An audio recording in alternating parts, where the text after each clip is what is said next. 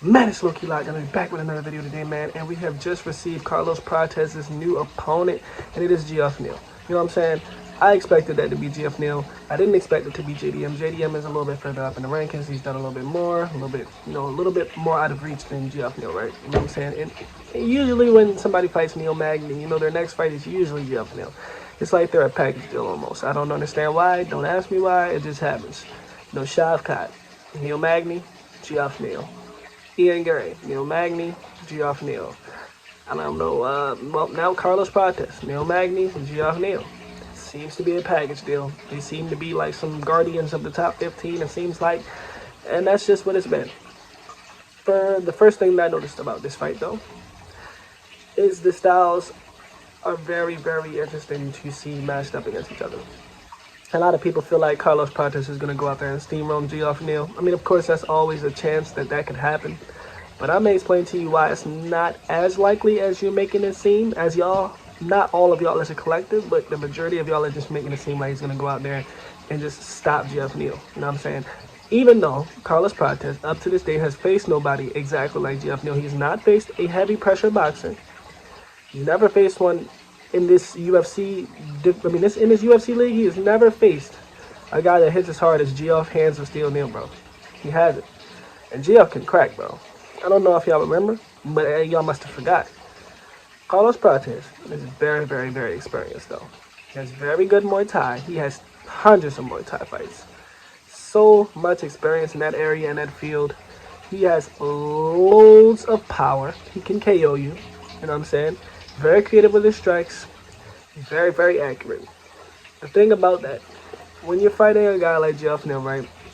When you let a guy like Geoff Neal come across into your pocket, we have to really see what your chin is looking like. Because he is very, very dangerous in the pocket.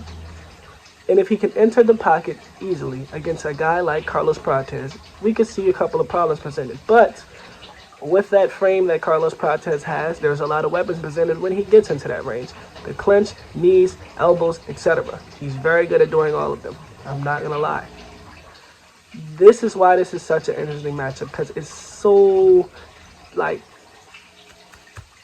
you know what I'm saying? It's like so many conflicting things about their styles, bro. Their styles conflict heavy, and they're like good in different areas for each other. And it's like they're damn near like that, you know what I'm saying?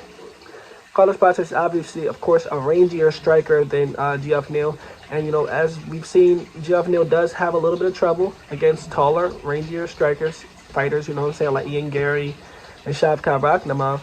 But what we noticed with Geoff Neal is, bro, Geoff Neal can hurt anybody. And he has hurt at least everybody's fought at least once. You know what I'm saying? He wobbled Shavkat. He had Shavkat wobbled, rocked. Almost looked like he was about to knock Shavkat out. You know what I'm saying? He almost knocked Bilal Muhammad out. If he didn't, I don't remember. But I'm pretty sure that something like that happened. He broke the chin of Vicente Luque, knocked out Mike Perry. But people are forgetting that he hits really fucking hard, bro. I think y'all need to update that mental note in your brain right now. Carlos PRATES. Back to him. Carlos PRATES. Very slick. Very, very, very, very good at setting up his shots.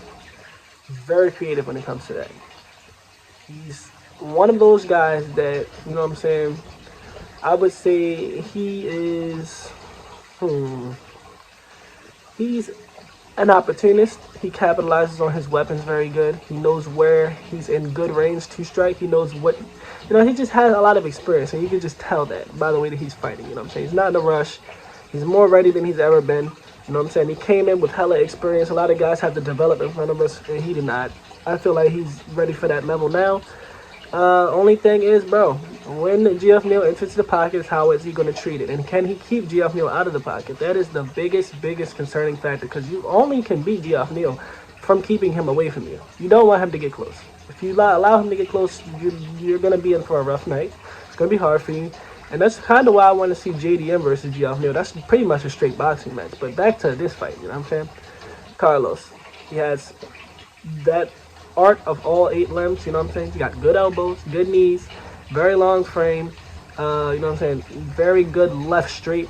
And so does Geoff Neal. Geoff Neal has a very good left straight, very good high kicks.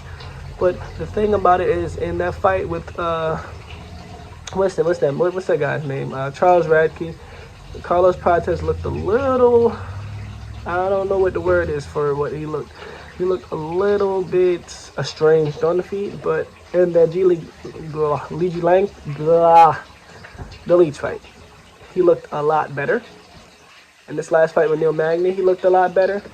Will he look the same against Geoff Neal or better? Maybe. I possibly believe that. The thing about it is, Geoff Neal's not going to shoot a takedown. He's not going to wrestle him at all.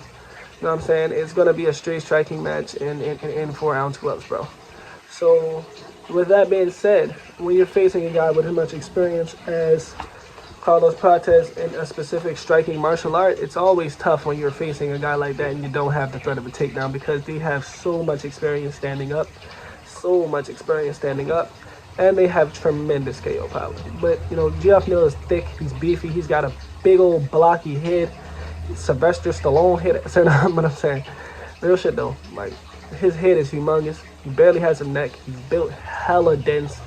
He's short, not short, he's shorter for the last couple of opponents that he's fought, I would say that.